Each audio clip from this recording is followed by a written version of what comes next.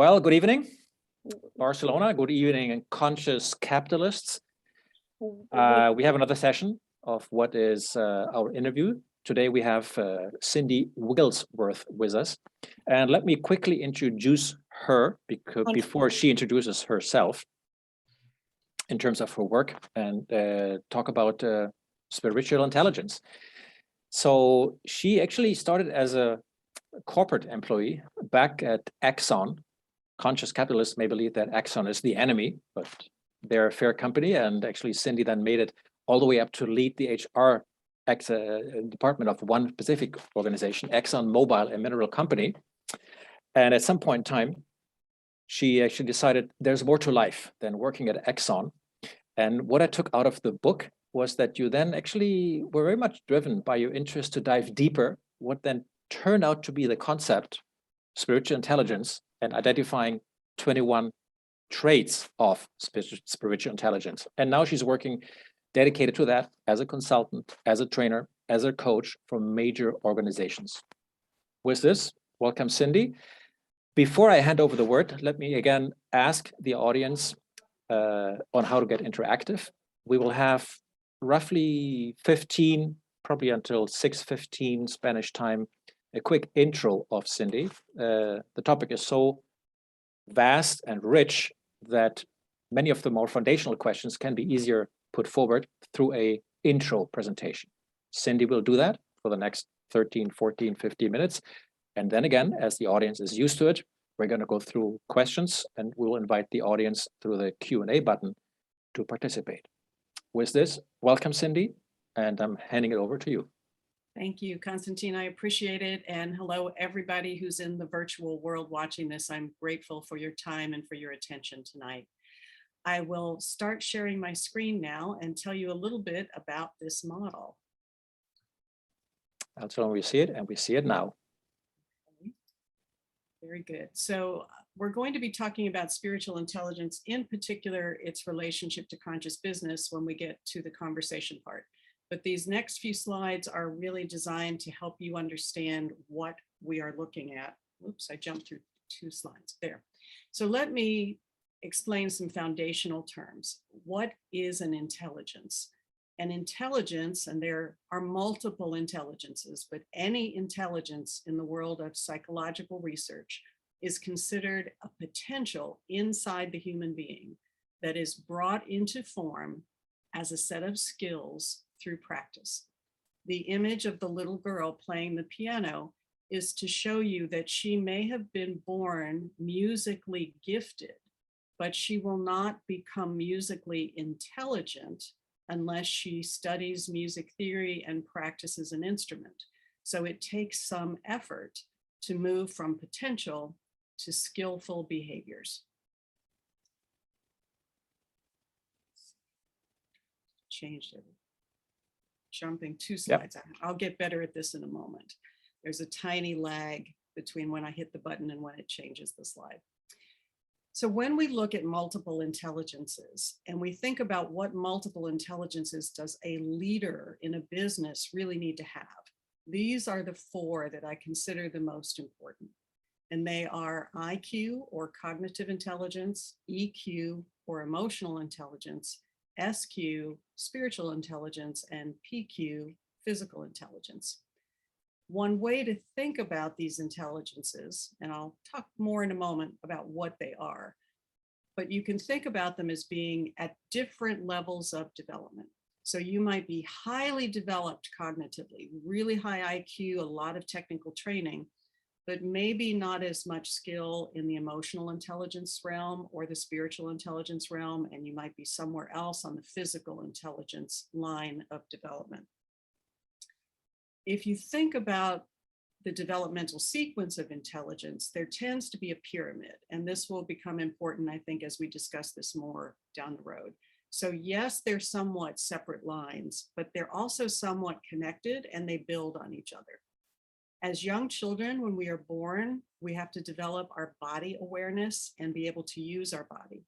Newborn babies have to learn everything, focusing their eyes, lifting their heads, rolling over, walking, running.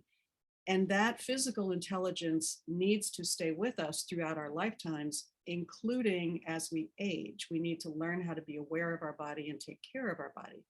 It's important for leadership because if you do not take care of this foundational level, it can degrade everything above it. If you are exhausted and unhealthy, your cognitive intelligence will be affected, your emotional intelligence will be affected, and your spiritual intelligence will be affected. So IQ, most of us know what that is. It's technically defined as math and verbal intelligences, and it is the focus of our schooling for most of us. Emotional intelligence is our ability to manage ourselves and our relationships well. It tends to begin development in childhood, but really flower in adulthood. Our brains become fully capable of this at about age 25. It's very important for successful work as a leader, as a team member, as a professional, and as a parent and as a romantic partner. It is important to develop these skills. Spiritual intelligence builds on emotional intelligence. You have to have at least some emotional intelligence to begin building the skills of spiritual intelligence. I'm going to talk more in a moment about how I define spiritual intelligence, but you have to have at least a little bit of empathy, which is an EQ skill, before you can build compassion, which is an SQ skill. So I'll proceed to the next slide. This is a version of the emotional intelligence model created by Daniel Goleman and Richard Boyatzis. They are two of the most famous researchers in this field. This was their original 4-quadrant model. It's the model I was certified in back in the 1990s. And it's very helpful in that it displays self-awareness in the upper left-hand corner as the beginning point of the journey to the final quadrant, which is good relationship skills in the lower right-hand quadrant. The core skill of self-awareness you see highlighted in yellow on the right-hand side is emotional self-awareness. And this skill means I can name my emotion at the time that I feel it, and I understand what triggered it. This is incredibly hard work and can't be skipped, because if you want to get to the self-management quadrant where you see emotional self-control highlighted, you need to understand that you're feeling angry and understand what triggered the anger if you are able to appropriately manage self-control the anger. The social awareness skills that are crucial are empathy, which is I understand and feel with your feelings. I can appropriately guess that you're upset and that you're sad, or that you're anxious, or that you're whatever. I can name these emotions more accurately. And organizational awareness, which is in a sense feeling the emotional state of the group. From those 3 quadrants comes the lower right-hand quadrant. Now, this was the model I had in my mind when I began my work on spiritual intelligence. But before I show you exactly where I landed on spiritual intelligence, I want you to do a mental exercise with me. I would like you to ask yourself a couple of questions. The first question is, can you name some people whom you admire? And the word admire is crucial. Who you would consider to be spiritual leaders by whatever that means to you. I'm not going to tell you what it means. You just think in my heart, whom do I know of that I admire, that I consider to be a spiritual leader? Maybe write a name down on a piece of paper. The person can be alive or dead, fictional or real. So it could be someone from a movie or a novel, and they don't have to be perfect. And that's really important. I haven't met perfect people. I don't know if you've met perfect people, but I have met many people I admire. So you can think about that. And then the second question, after you have a name, at least one, going back again, describe the character traits of these people. What causes you to admire them? I'm sorry, my computer is jumping a bit. So once you think about who is it that you look to as a spiritual leader, I have conducted this exercise with thousands and thousands of people, and it varies from country to country, but I typically get major religious figures appearing. I see political leaders and agents of change. These 2 categories can overlap, but there is a sense that these people are more than just emotionally intelligent. There is something special about these people, something more than good relationship skills. There's something noble about these people. And sometimes people will list relatives or local teachers, guidance counselors, doctors, nurses, authors, and sometimes patients. I do a lot of work with healthcare, and people will say their patients are spiritual leaders because of they role model such a beautiful wisdom. The more interesting question for me is the next question. We've listed these various names of spiritual leaders, but what are the character traits that cause you to admire them? And these are the words that show up again and again, or synonyms, similar words. Words like being loving, compassionate, humble, wise, courageous, faithful, forgiving, accepting, calm and centered, having honesty, being in integrity or authentic, peaceful, nonviolent, outstanding teachers, able to inspire others, great leaders, and persistent. As I look at that list of people and traits, one thing kept coming to my mind when I was creating this tool, and it is these are people who behave with love. Love is a big word, and in English, it's a very uncomfortable word because it's very sloppy in English. We say, I love my children and I love ice cream. And those are not the same. So I needed a definition of love. If I was going to say spiritual intelligence is behaving with love, which is where I was headed, how do I define love? I found this parable from the Eastern traditions that love is a bird with two wings. One wing is wisdom, the other wing is compassion. If either wing is broken, the bird cannot fly. And it just touched my heart and gave me goosebumps. And I thought, this is it. Wisdom, the best of the intellect plus something. Compassion, the best of the heart at its biggest place. Both have to come together in order to have loving action. From there came my definition of spiritual intelligence, that it is the ability to behave with wisdom and compassion while maintaining inner and outer peace, regardless of the situation. Now, there's a lot packed into that, but once I wrote that, I went back and looked at the list of spiritual leaders, and I thought this captures what I was getting at, like what makes these people different. They can stay calm in the face of tremendous stress and are able to behave with wisdom and compassion, even in difficult conditions. So, let's wait for the slide to change. I don't want to keep hitting it. There are a couple of words that get confusing for people when we deal with this topic. Try it again. Okay, here we go. Spirituality and religion and spiritual intelligence are three different things. So the intelligence is a set of skills that enable you to behave with love. What is the word spirituality? Spirituality, I define as an innate human need to be connected to something larger than ourselves, something that we consider to be sacred or noble, or you might even say divine. Your preference on terms. I use a lot of synonyms because we're seeking understanding, not so much arguing about the synonyms. But the innate human need comes from the work of Abraham Maslow and sort of this interior drive that humans seem to have to find this higher place, or what he might refer to as the being needs. When we look at the word religion, again, I apologize, there's a little lag time here. No worries. I'm going to hit it again and then I might have to back up.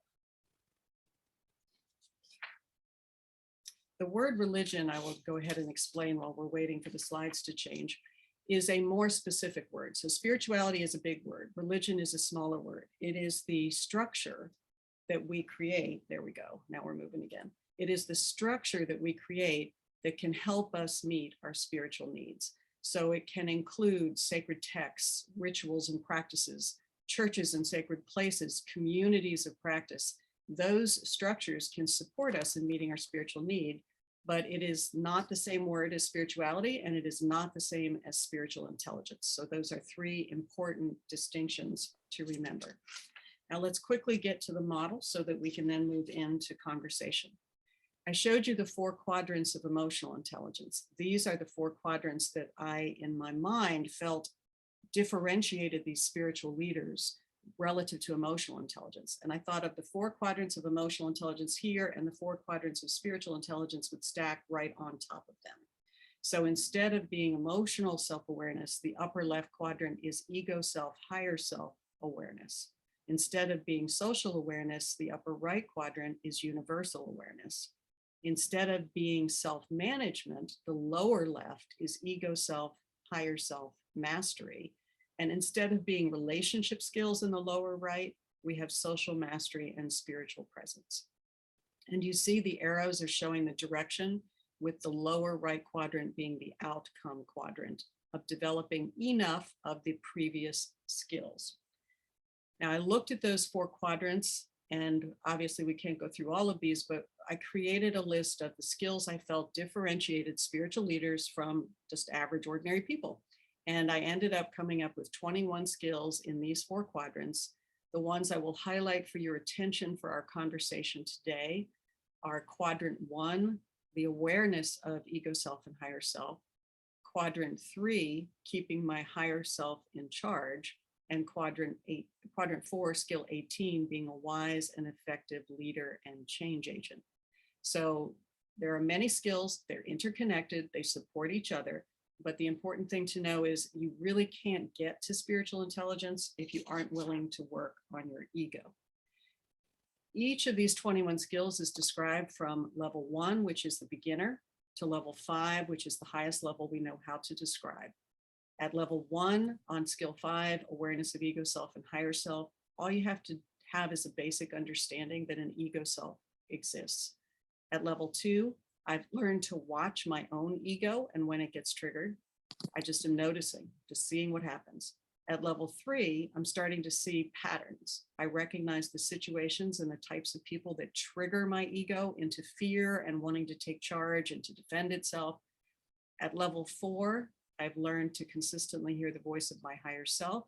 And at level 5, the voice of my higher self is now the highest, the consistent voice that I hear, the principal voice that I hear. And ego has found a role for itself. Ego is not fighting anymore, like for power with the higher self. It's in joyful service to the higher self. Now, I think of these as a continuum and a percentage of the day. I think if I can spend more than half of the day with my higher self in charge, I've had a really good day. So I don't look at this as perfection. I look at this as constant striving to be the best I can be. Now we're going to switch into Q&A mode here in just a second. I want to let you know, if this slide will advance, that I have provided a list of ideas for the development of spiritual intelligence. Please change. There's a list, and it's in the PDF, which will be available to everybody, of recommended practices that work across many skills, that help develop many skills. I'm sorry that there's this lag time in the system. And there is also more information available at no cost on my website, which is deepchange.com. And there is a page for support of people who speak Spanish, which is deepchange.com/Spanish. All right, I think I'm just going to stop the share now, Constantine, since it seems to be stuck. Exactly. The system is telling us time to stop. Time to stop. Thanks for that. Mm-hmm. And let me actually take this concept, great concept, very rich and complete concept. That's why I used so elaborate slides to actually talk about it, and help the audience, which consists of business people, entrepreneurs, leaders, CEOs, how you think this shows in leaders' behavior. And I don't pretend you're going to give a complete answer, but maybe just some obvious examples, given your coaching and your consulting work. When leaders are spiritually intelligent, how does that show? And I'll just give you some buzzwords without saying these are good ones. Like, does it show in their ability to have a vision, in their creativity, in their systems thinking, in their risk-taking, in their authenticity? Give us some sense of what actually, in which way does it make leaders better? Yes, so I'll tell you a short story and then I'll answer the question. How I got started on this journey was when I was working for Exxon, and I was working at the Exxon Chemical Company, and I noticed something. I was working in human resources and we did leadership development work. It was a big part of our mission was to help develop the future leaders of the company. And I had attended many of those programs, but independent of Exxon, I was doing what I would call a lot of personal growth work, both through therapy, which in hindsight was developing my emotional intelligence, and through spiritual workshops, which was helping me develop my spiritual intelligence. I didn't have that language at that time. I just noticed something was changing in my leadership and I was becoming more effective. The feedback that I had been getting for years was that we know you work really hard, Cindy, and we know you're smart, but you're a little irritating sometimes. And so, Okay. you know, it's sort of that hard charging, get to the top of the corporate ladder person was changing. And I was becoming more effective, not less effective. You know, kind of Okay. the fear is you're going to become less effective. Something in me was expanding to where I could hear perspectives I could not hear before.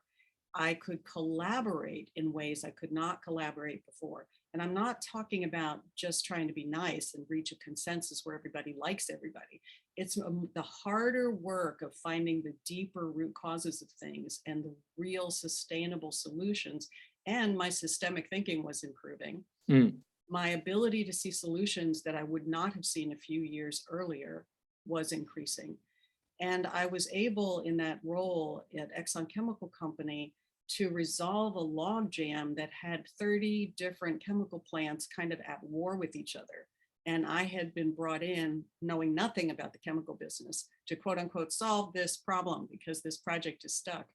I ended up seeing things I didn't believe that I could see before. So then I said, what is it? You know, what has changed? And that actually eventually led me to do this work because I realized as I reduced my egoic investment in being right and being the hero and being the one that solved the problem. And as I listened more deeply to the whole system and to all the participants who were stakeholders, I was coming up with processes to get to solutions more than the heroic answer. And I just became a far more effective leader. I got the best reviews I'd ever gotten. And I thought there's something here, and yet we don't talk about it. We're afraid to talk about spirituality in the context of leadership. So my answer would be spiritual intelligence amplifies all these things that you're wanting or gives you access to things you did not have access to before. So in a certain way, you're saying it's foundational and leaders put different emphasis on different of these leadership traits. You said spiritual intelligence is a foundation that, in your words, amplifies any of these great leadership traits of a conscious leader. Yes, it reduced my egoic need to be right, which made me able to see and hear things that I couldn't see or hear before. One thing I wanted to ask, and actually the audience had a very similar question. If people think about spirituality different to spiritual intelligence, the notion that comes up is that this grows with maturity, often not always connected to age, life experience. In which way do you see this being true? And I take it for granted that there's no real limitation. People can be spiritually highly intelligent with age 20. I know that this is possible, but in average, is there something like a progression on around age and maturity? And a side question to that is there maybe creates a little bit of a, I wouldn't call it abyss, but a step function between generations? And the question actually implies, is this hindering? Because younger people may not connect as easy as older people to spiritual intelligence, or maybe it's the opposite. If you develop your spiritual intelligence, it actually helps you to overcome a generation gap. How do you perceive the question of age and maturity as people become more experienced, which often comes with age? So I would say, as you become more spiritually intelligent, you gain a better perspective. You have more wisdom and more compassion with the human journey. And the human journey does have stages that we go through, just like toddlers are different than teenagers and teenagers are different than young adults. It's not an embarrassment or a shame or a bad thing that a toddler is not yet a teen and a teen is not yet a young adult. There are stages we have to go through to learn things, and the brain is developing And not until about age 25 are we capable of full emotional intelligence. So I don't want to shame and blame people for the natural developmental journey. And I think yes, age is a correlation, a strong correlation with spiritual intelligence. It is the single strongest correlation that we have found. Interesting. But that was the underlying suspicion that most people but had. Age does not guarantee wisdom and compassion. Of course. We've probably all met people who are, elders who do not have any emotional intelligence or spiritual intelligence that we can perceive. So it's a set of skills. This is a little image I'll show quickly because this question comes up all the time, and I'll see if I can position it so that it's in my. Keep it closer to you. There we go. Oh, right there. So, we can see it. On the vertical side, you see universal connection. People often confuse spirituality with the sense of being connected with all oneness. And babies may be born, and many people argue they are, with an unconscious connection to life with a capital L, love, God, and so on. But then as we grow older, we develop this ego self. And as we age, I'm trying very hard to get this up here, but it's not. Hold it closer to you. Closer to me. This is good. Just keep it there. So Perfect. you can see the age across the bottom. As we hit our 20s, maybe 30s, we get to this place of maximum egoic self-interest. Now, the ego keeps developing as we go along. So in a way, this term is misleading, but people think of the ego self as running the whole show in our 30s, let's just say, for argument's sake. And at that point, we may feel very much like the solo performer and not be very connected to the universe. The journey of the spiritually intelligent person is to consciously connect back with other people and life with a capital L, and consciously, skillfully behave from a different place of less ego, but not no ego. So the ego is important. And I'm a big fan of adult development theory. And higher stages of what is called ego development in the field of adult development is where you start transcending this sort of small ego, this ego that's all self-important and fearful. And you reach a more mature place that's more integrated, where you can hold the perspective of me. And I do have legitimate concerns, and I don't want to drop all my boundaries, but I also want to be concerned about others. So yes, age is a huge thing. You can only rush this so much. People will develop certain skills earlier than other skills, and you can have people who are geniuses at transcendent connection, but are jerks in their personal workspace. So there can be unevenness in this. What we would go for is a fuller expression of EQ and SQ skills. Let me ask you what I think is a difficult question. And again, I'm not pretending there's a single good answer. There isn't, but I want to tap into your rich experience. You just mentioned in your answer, there's only so much you can rush becoming spiritually intelligent. And obviously, given the pressure in business, and all the people here in the audience, I'm sure will reflect on their own experience, there's a huge sense for going fast, speed. And like I just said, there's no sense of this will take X as if there could be a single year or 2 or 3. However, when people here in the audience think about, wow, this looks like a lifelong journey, it will take me 10, 20 years, typically CEOs will think, this won't get me to achieving my yearly objectives or 2 years. So in your experience, what speeds and development paths have you seen to give people a sense of, again, speed, always assuming somebody's investing serious dedication into developing his spiritual intelligence? Are we talking about 20 years? Are we talking about 2 years? Are we talking about 10? Are we talking about 2 months? Give us a flavor of your experiences, again, without pretending there's a single number of years. Right. I'll tell you that when I started my personal growth journey, one of my biggest frustrations was I didn't know where to start, and I didn't know what was most important to work on. Part of why I created the assessment that I created was for myself. Like, I had these people that I admired that I wanted to be more like, but I didn't know what workshop to take and what book to read. And it was just overwhelming and frustrating. And I get that, that sense of, oh, this is impossible. It's too much. So how do I focus, and how do I be the most effective? I can be, and on this developmental journey, knowing that I want to grow and be the best person I can be. And I would say one way to accelerate your progress is to focus well. Mm-hmm. To focus well, I would say you'll need an emotional intelligence assessment of some kind, and ideally a spiritual intelligence assessment, and then some coaching support for both. And they don't have to be the same person for both. I have seen life-changing transformations happen in 6 months, and it is a lifetime journey. Yeah, I thought so. It's sort of like you can go to the gym and lose a lot of weight in 6 months, but then if you quit, you're not watching your diet and you're not working out, it'll all come right back. You can develop some emotional intelligence skills that will have immediate impact on team performance. And if you quit paying attention to that domain, you can backslide.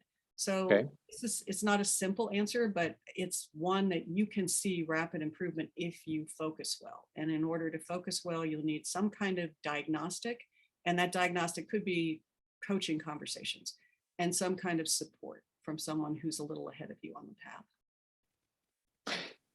This is very important because you mentioned the diagnostic and you describe the diagnostic even in your book. And I know this is what people like you, I guess others too, offer. Maybe you can share again, not pretending as if the diagnostic isn't important, into some experiences where you think this is where many or most people need to start. Didn't you just mention that in your answer? You yourself thought, gee, where do I start?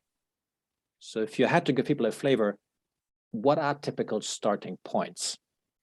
The most common starting points are quadrant 1 in my model, which includes being aware of your own worldview, being aware of your life purpose, being aware of your core values, and having them ranked in a hierarchy, which most people have never done, but that ranking exercise is really important. And developing complexity of inner thought, super important for business leaders, and we can talk more about that. And then awareness of ego self and higher self. Those 5 plus from quadrant 2, awareness of the worldviews of other people. You really can't fully develop an awareness of your own worldview without also simultaneously developing an awareness of other people's perspectives. Mm-hmm. I kind of joke, it's like the first time as an American, we leave the United States and go to another country, we're notoriously naive as travelers because we are in this big country and we're rarely experienced travelers like Europeans are. And you go to another country and suddenly you're offending everyone and you don't know why. You're being rude in so many ways. Well, there's another worldview about what's the proper way to eat dinner and what's the proper way to queue up for the bus and all of these things, and you're just unintentionally violating all the norms. So you can't understand your own perspective until you see other people's perspectives as well. Great. Actually, I like your answer because I kind of expected that, and let me build on the answer. Okay. Because when you referred on quadrant 1, I'm going to refer to that for the audience again. When I read through the entire book and went a bit deeper into each of the 21 skills, what occurred to me is I couldn't help to make a bit of a distinction between some skills, and actually the ones that you quote are the ones that I thought are a bit more workable, typically with the help of a coach, often enough, or with peers, items that typically under quadrant 1. And you mentioned many of them, like value hierarchy, purpose, awareness of one worldview. So all these things are things that you can, in a more linear, learnable fashion, address. Yes. Whether the second set, and I'm going to give some examples for the audience of the 21 skills that really are not so easy and legible to be learned in a more straightforward, linear fashion. You mentioned, for example, one of the skills is awareness of spiritual laws, experience of transcendent oneness, sustaining faith, seeking guidance in higher selves. So is that a fair distinction that there are some skills which really are more learnable and workable in a more linear fashion with a coach or with anybody else? And there's other skills which really need the more classic spiritual development over time, because it's nothing that you learn in a coaching type of setup. I would say yes and. Okay. So the quadrant 1 skills are sort of the beginner set of skills, with the exception of complexity of inner thought, which is a lifetime journey because it's so full of things you think you know that you don't know. So I find complexity of inner thought is an ongoing effort for me. But in quadrant 2, you have connections like experience of transcendent oneness, which is skill 11. And what I like to say about quadrant 2 is it appeals to some people greatly and other people are like, how much of this can I skip? I think depends on the person and what your goals in life are and what your diagnosis of your situation and the gaps in your life are. But generally speaking, some of quadrant 2 may not appeal to you and may not be that important for you, at least at this point in life. Okay. Some of it happens almost by accident, like people have a near-death experience and suddenly they understand things that I haven't had a near-death experience, therefore I don't understand. But yes, you're right. There is nuance and complexity. And because these build on each other, you don't work on one skill directly. A lot of times you're working on something like forgiveness or gratitude, which is helping multiple skills at the same time. And you'll be surprised at how those practices can elevate your awareness in multiple skills. Another curiosity, and I know that you explained well the distinction between spirituality on one side and spiritual intelligence. Curiosity, though, maybe, in which way are typical spiritual practices, mindfulness, yoga, pranayama, meditation, in which way have you seen as your experience that practicing these skills really, really strongly supports, albeit not strictly required, but they strongly support spiritual intelligence? How would you define a relationship and a codependence between these more spiritual practices and developing spiritual intelligence? Yes, so I want to word this carefully to be clear. Any individual practice may be useful for one person and not useful for another. So I don't want to generically say everyone should do yoga or everyone should do pick your fill in the blank practice.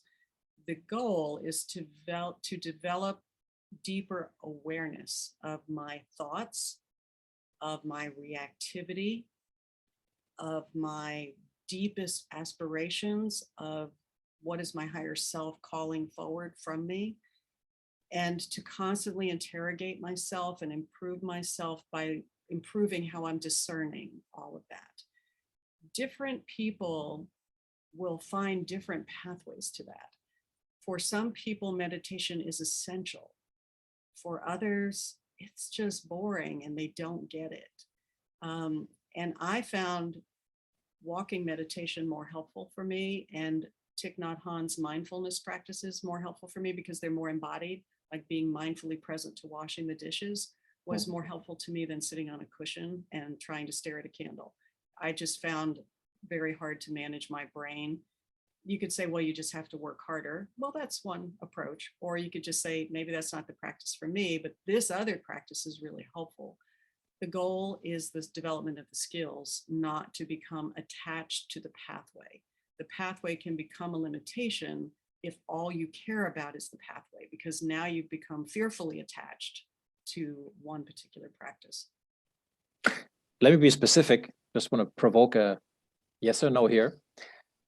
So what you're saying is classic spiritual practices, the ones I named, yoga, pranayama, meditation, mindfulness, while they're very individual, whatever talks to you and speaks to you, I get it. You're saying they're not indispensable to really go all the way to develop spiritual intelligence.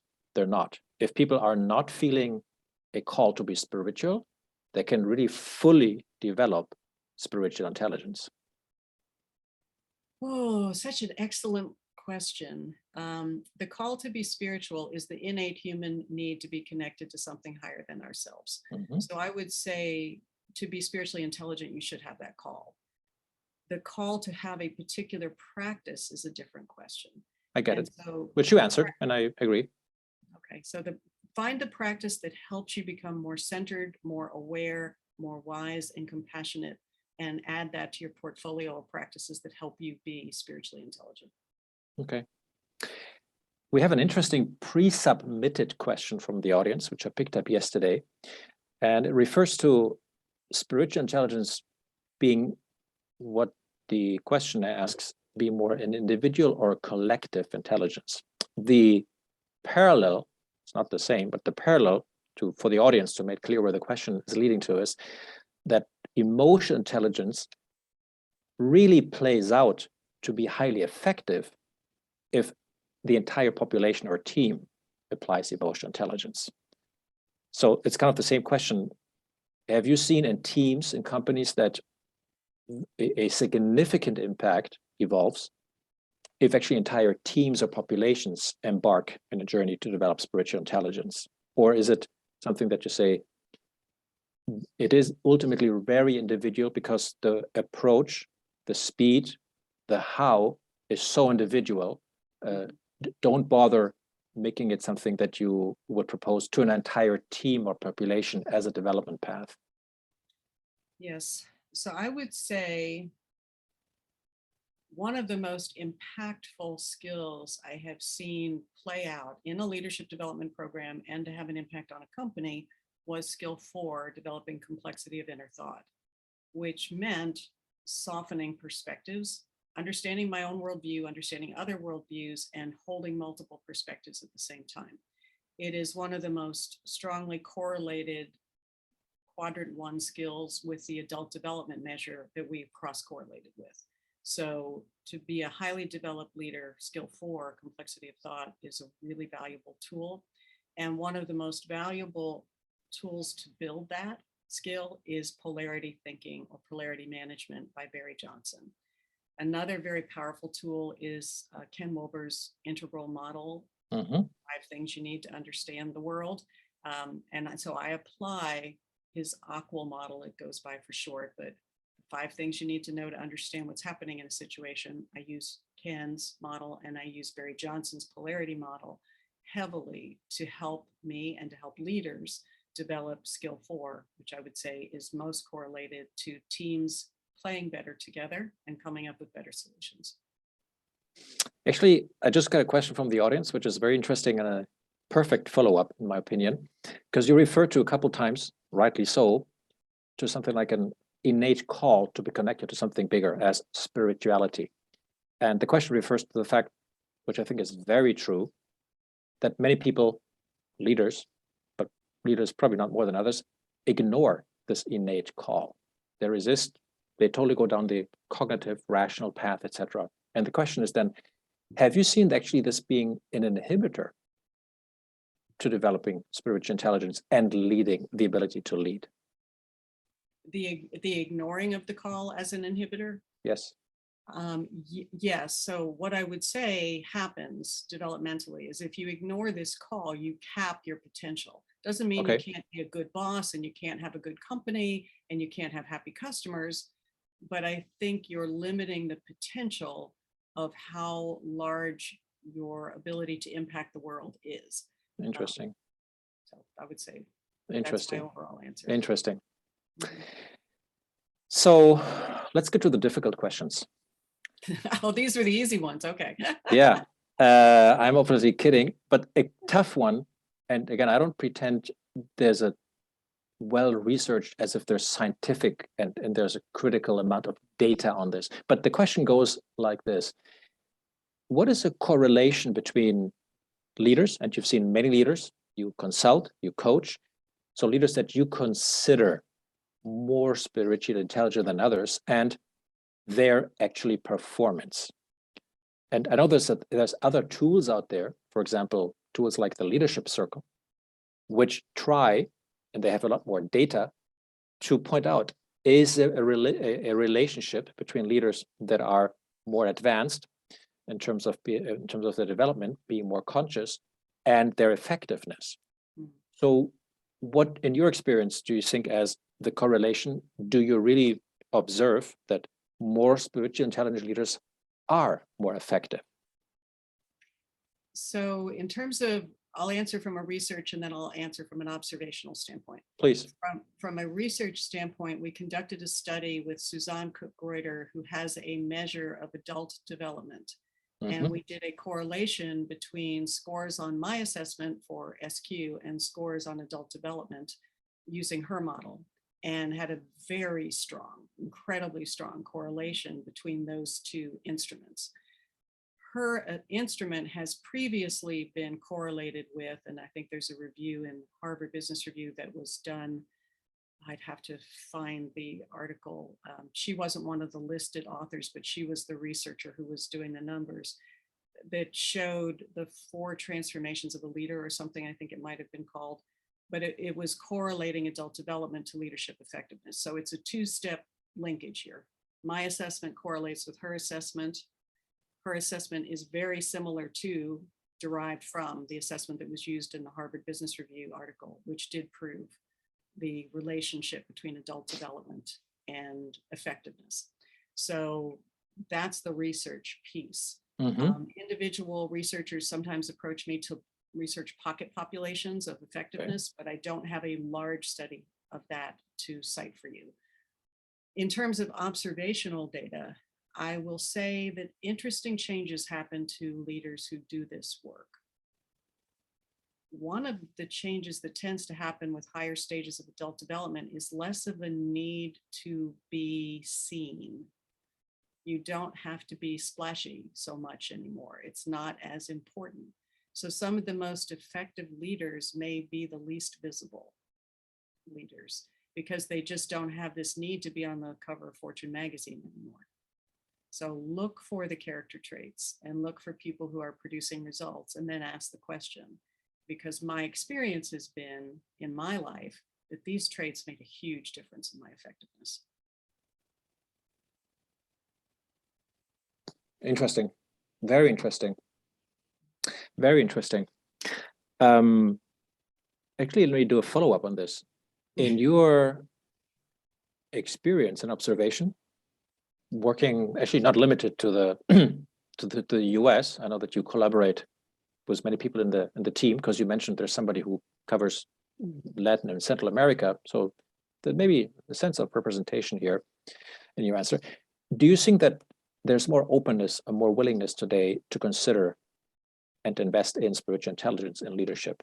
Do you think time is ripe, or do you see a lot of resistance because the circumstances for leaders still pressure them to deliver quarter by quarter? Yes, the shareholder Wall Street kind of mindset around quarterly performance can get in the way. And with effort, you can cultivate deeper understanding among your shareholders and among the Wall Street type analysts that a company has a longer term plan, but you'd have to be really consistent in communicating the longer term plan and why it's of long term benefit to the shareholder. Now, the shareholder is only one stakeholder, and getting to a stakeholder consciousness is going to take some time. Not all countries are there yet. But I think long term, the health of a company is in part dependent on the goodwill it builds with its entire stakeholder community. And John Mackey, of course, argues very effectively for that in his book on conscious capitalism. And how his original store, his original Whole Foods store, was basically rescued by the community of stakeholders after it flooded out, and would have gone bankrupt probably without that goodwill. So there is some value in goodwill. It is easier if you are in a private business than in a publicly held business to maintain course and not be pulled off course by this constant pressure for quarterly returns. Now, is the time ripe in the world is a fantastic question. I think human evolution is the larger question. Where is the species, Homo sapiens sapiens, where are we relative to driving ourselves into extinction? Or are we going to pay attention to the stakeholder called Mother Earth and our ecosystems and our environment and play the long game? The long game is starting to become the short game. Like, climate change is going to start to have really intense short-term impacts. Are we at a good time for this? I think there's never in some ways been a better time, but the crises that are occurring and the regressive behaviors that we're seeing in some places are a sign of the fear that's activating. So fear tends to pull us backward and love tends to pull us forward. And the equation between love and fear, which is leading the way, is very dependent on your spiritual intelligence. How much can you lean into showing up as love, showing up as higher self? Not that your ego doesn't have a role to play. It helps you be an effective navigator of the world, but it's not driving you. Your fear is not driving you. So I think it's a perfect time. And I would like to say I am optimistic. I have to force myself to be optimistic on some days that we will successfully navigate this time in our history. Okay, interesting. Thank you for that. We got a very interesting question pre-submitted that goes into related, I shouldn't say related, and actually, first of all, await your answer if they really are related. Work, for example, from Otto Scharmer and A. Mindell around systems, so systems theory in groups. And I remember read Theory U myself once, not sure I really understood it, where certainly Otto Scharmer then talks about leading or sensing forward into a possible future that has a lot to do with within groups connecting to a field. In Spanish, then they refer often to campo. How much do you think spiritual intelligence has to do with the ability, that in this case, intelligence, spiritual intelligence, to connect to an energy, to a field, to a future that is emerging? Have you seen some relation between this kind of sensing an emerging future and what you would call spiritually intelligent leaders are more able to do this kind of work, as, for example, Otto Scharmer describes in Theory U? So the short answer is yes, absolutely. Sensing with my highest self, my intuition, my desire to be of greatest service to the greatest number entails trying to connect into what is trying to be born. What is love up to in the world? Mm-hmm. And that has to be a bigger question than my little ego. So part of SQ and getting my self-concerns, which tend to have a very short time horizon, what am I going to get in the next year, in the next 5 years, the next 10 years, to this larger breadth of time perception, which is a skill in quadrant 2, it's skill 8, this bigger picture of what is happening, what is being born, and what is my role to potentially help midwife this transformation that's trying to happen, is a very important part of spiritual intelligence. Thank you. Well, we're here in an interview in a group of conscious capitalists. So let me help translate, and actually you're going to help me translate the concept of spiritual intelligence into conscious capitalism. In which way have you seen, and I know you're very fond and actually of conscious capitalism, you're a very intimate knowledge and supporter of conscious capitalism. So in which way would you think that spiritual intelligence actually helps to be a conscious leader? It helps to be a conscious culture, to have a stakeholder integration, and develop a proper purpose for a company. Do you think the two totally go hand in hand, or is it possible to be extremely conscious, not necessarily spiritual intelligence? What have you seen in terms of correlating and one building upon the other? Yes, I've attended quite a few of the worldwide conscious capitalism conferences and met quite a few leaders from companies that are striving to be consciously purposeful and live the higher purpose, conscious culture, conscious leadership, stakeholder model. And I don't see a way that that can work without spiritual intelligence skills. Now, you don't have to call it spiritual intelligence, but the skills of spiritual intelligence are profoundly embedded in the conscious capitalism model. And in fact, John Mackey wrote the introduction to the paperback version of my book. And he and I know each other well, and he was disappointed that his book came out before my book, because he said, if your book had come out first, I would have quoted your book in my book. I have presented several times at the Conscious Capitalism event in Austin, Texas, and the feeling that I get back from people is these skills are really important. There is some discomfort with the word spiritual. And so we just talk about it, and don't use it if you don't like it, but build the skills, don't let the word stop you from being a conscious leader. or from having the kind of wisdom and presence that is needed to discern your highest purpose for your business. So I would say all four quadrants of the conscious capitalism model are deeply supported by and dependent on spiritual intelligence skills. And you can call them something else if that makes your life easier. Actually, the last two questions I want to propose, because we only have 5 minutes, I'm going to actually turn this back into something very practical. In your consulting and coaching practice, and you mentioned there's many different ways how to actually get started and how to develop, I want to say conscious capitalism, spiritual intelligence. However, have you seen cases where it's say certain prerequisites, that could be attitudes, that could be values, a set of determination? What do you think a leader must bring along if they contact you to say, I want to embark on this journey, and you may get a feel for, is this serious? Is this real? Does he bring the right attitude and mindset with him? What would you call our kind of prerequisites a leader should have to seriously embark in this journey? What I would be listening for to decide if I could help someone, because everybody's where they are on their journey. And the question would be, am I the right coach, or is my model the right model to assist someone?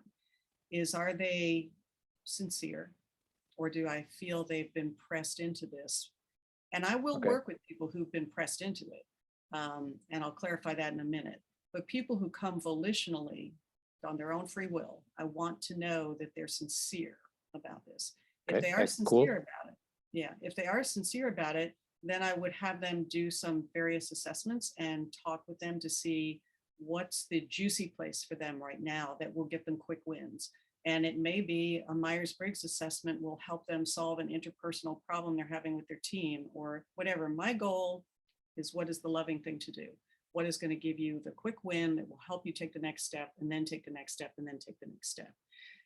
People who come to me because they have to, I will take them on if they're really wanting a successful outcome. They're in performance management with their company, and their boss has said, you have 6 months or 9 months or a year to stop being a jerk. Like, you're just really driving everybody crazy. Go see Cindy. And so they'll come see me, and I'll talk about, do you want to stay in this company? And if you do, let's see what's involved to stay here. And once we kind of diagnose what's involved, it's always your free will to do the work or not do the work. But I've had some of my most amazing, fun friendships build out of those kind of engagements, where somebody came to me against their will, and then they went, oh, now I see it. Oh, this is fabulous. What else you got? So I hope that answers it. Actually, it does. And it reminds me of an answer that we heard on becoming a conscious leader. And one of the more insightful answers was, very consistently across various people that we interview, you have to be sincere and want it for the benefit of becoming a conscious leader, or applying it to spiritual intelligence, or becoming spiritual intelligence. It's not a tool to improve your bottom line in a quarter and to grow top or bottom line. You have to do it for its own benefit, because it's the right thing to do. And then it will amplify all the other skills and actually do good for your business. I would agree. Let me ask a last wrap-up question kind of for the audience. You mentioned some time back as an answer, not all of the 21 skills have to develop. People will put focus. There's different entry points, what comes natural to people, etc. That makes sense. Maybe as a wrap-up, you can give people a sense of still importance and relevance. If you had to point out, you can make it 3, you can make it 5, whatever you think is appropriate. What are the top skills which you said, those are really important? Without those, you won't get very far. Gives people a sense of priority and a sense of focus in your experience as we wrap up this interview. Such a hard question. So a skill that is easy to start with, important to start with, kind of not negotiable, but also fairly linear, as you described it, is understanding your own values and your values hierarchy. Okay. So I would start there and see if that feels like, gosh, this is helpful. I get it. And now let's go to the next question, which would be, what's my higher purpose? Let's talk about that. Okay. And then I would lead people into becoming aware of ego self and higher self. because it is our ego that gets in our way at some point. It's a necessary part of our journey, like toddler to teen to adult. We have to go through developing an ego before we can transcend our ego. But becoming aware of that journey sets you up for success in all the rest of the skills, because you learn to soften the hard edges of the I have to be right all the time person. And what I've decided is it's more important for me to learn. If I really want to be right, I can't be stuck with today's solution. I need to be open to wisdom, which is like this unfolding and bigger than me thing. So that skill 5 is the one. It's I'd start with values, go to life purpose, and then go to ego, self, higher self. Thank you. Great summary. That's what I aimed for. Thank you for giving Petey some sense of prioritization on where you got started and what is most important. I really appreciate the time. Really appreciated your answer, going into depth in this area. Thank you, audience. Thank you for your questions. Thank you for your attendance. And we know that we tape this. You're going to have access to the recording. You're going to have access to the slides that Cindy shared. And let me iterate, she does work with a group of coaches that do this actually in Spanish as well. So this is not limited to Cindy, located in Houston, Texas, but actually there's an ample network of people that could help you if anybody's interested to dive into this work.